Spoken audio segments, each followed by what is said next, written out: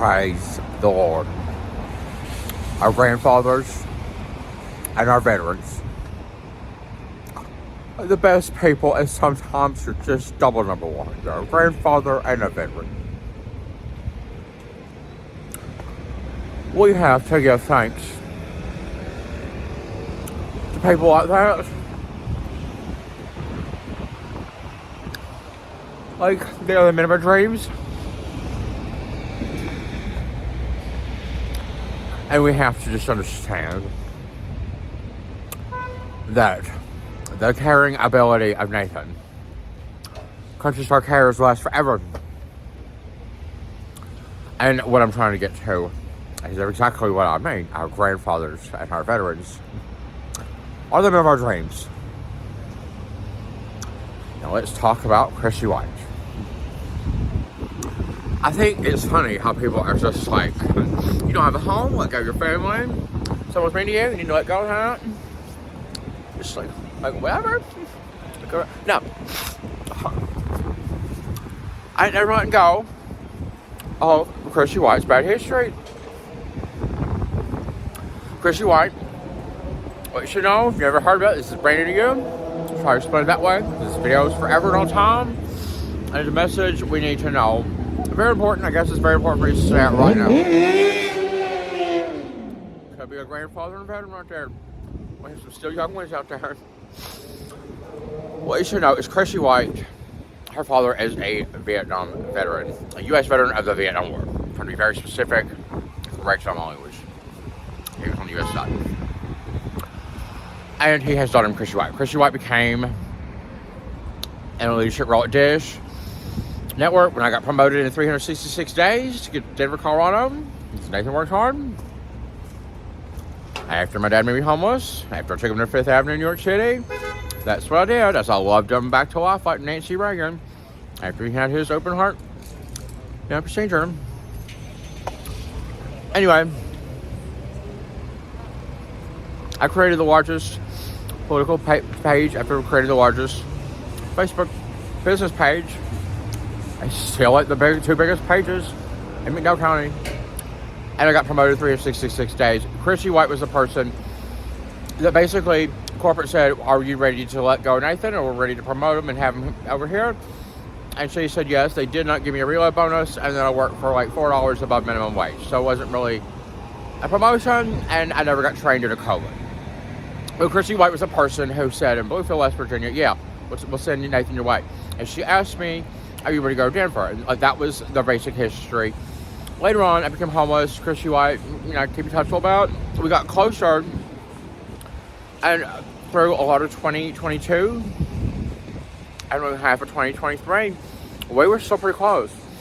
It comes to the fall of 2023, and Chrissy White says to me, well, Nathan, if you needed a hotel room for a month, you should have asked for it. I can make that happen. So for a few days, and I'm telling Chrissy, I agree to whatever terms, whatever it is that we can do to make this happen, because I know a hotel room for a month will get me out of homelessness, and the very closest and best I ever got to defeating homelessness was, sure enough, when I had 3 weeks, not 4, but I had 3 weeks at that motel, a minority-owned business motel in Denver. It wasn't a full 4 weeks, but that probably extra week, that whole situation that I went through, I already knew back in the fall, a hotel room for a month could have helped. Probably lift me out of homelessness. So Chrissy White kind of knew that, and then she never followed through with it. She did get promoted, and she's the site manager of operations at Dish Bluefield. That's the only employer. Well, people need Dish and Bluefield. Why am I doing this video? Why am I? Well, here's what you need to know. Chrissy White has a daughter she called God to me. It's Chrissy White. Also his gay dead brother was he homeless. Chrissy White is somebody who has, and me and her have had, I don't know, we believed in a lot of the same things, like the greatest generation, World War II, and how much that means and matters, Henry Ford, a lot of my ethos think she believes it. She did, whatever. Chrissy White,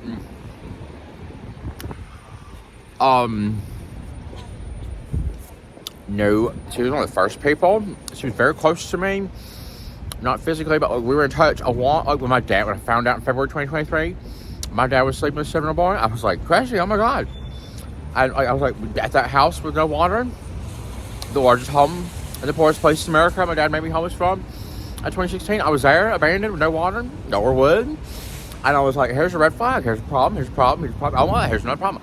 I was going specifically in all of this with, so Chrissy was like on the VIP team of like knowing Nate's stuff. And in the fall of 2023, she's like, if you need a hotel room for a month, I can make it happen, you should ask for it. And then she doesn't do it. Okay? That caused me to have to go through the winter homeless. But it also, pretty much, I already knew Brian and Devin. Devin's the best homeless youth veteran in the world. Was been homeless longer. The one I'm in love with. Brian is someone that I was friends with. That, you know, he's the one that picked my flag up at my apartment after I left it. When I became homeless. Because I went to Greyhound on a trip to, supposed to be High Point, but when I was in Atlanta, the Greyhound station, Brian got my flag. And then he was like, I folded your flag, Nate. And then I didn't know where to take me or the flag. So that would happen. But Brian and Devin were like two homeless U.S. veterans. If Chrissy gave me this motel room, I was basically going to invite them to come stay with me right away, try to fight homelessness, abide by, you know, common sense rules and everything. It's gonna be, but Chrissy White failed to do that, so me and two homeless U.S. veterans had to survive with my third winter, and for them also multiple winters homeless, because she did that. So, the point of this video is, we need to know, they didn't forget, and just never letting that go. Also never letting like Elon University throw me out when I made it there my third week homeless. They intervened and stopped the student health center from providing the right amount of care. They stopped it and threw me back to the train station because my father went to Jeremy 6. Hey, no, let that one go either. There's probably more I can be doing in San Francisco on that front. You know, and I probably will. But why am I telling you this and just saying our grandfathers and our Vietnam veterans? Because Gollum, precious child of God, deserved more than Chrissy White for a mother, clearly, is probably getting love and the very best kind she's ever going to have. I hope not, but probably the very best she's ever had so far is coming from her grandfather, a Vietnam veteran, dealing with Chrissy, I'm sure, and probably someone who just, the very best thing I can do in this case, in this situation, is to not bring up Chrissy White very much. I have in other videos, it's on there.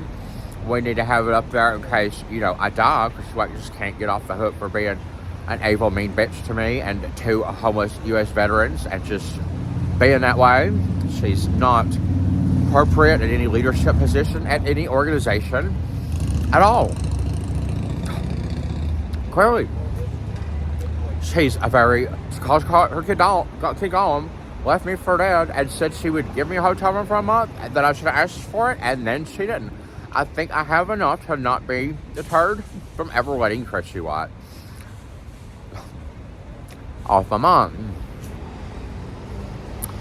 But let's just consider Gollum's grandfather, Chrissy White's dad. Chrissy White's dad is in a group of people where Vietnam veterans of the United States in that war, 500 and more of them are dying every single day. He is probably not going to live a lot longer. I don't know him. I don't know. I just care about him enough to know he probably, I would imagine, doesn't even want to talk or think about Vietnam. He probably wants to think about the future of that child. It's precious and adoring, and the very best thing I can do is just think those ways and let God, this child of God, Christene White, better be doing a better job with all of the time, but probably won't. We just have to understand Nathan's caring about the relationship between a grandfather, a U.S. veteran of Vietnam War, who probably doesn't want to hear about Tom Acosta, and Tom Acosta's stealing $20,000 and more for, the mural that's supposed to exist. I am letting Christene White's father, an American hero, someone I've never had a problem with, that I respect very much, and know that he loves that grandbaby to no end.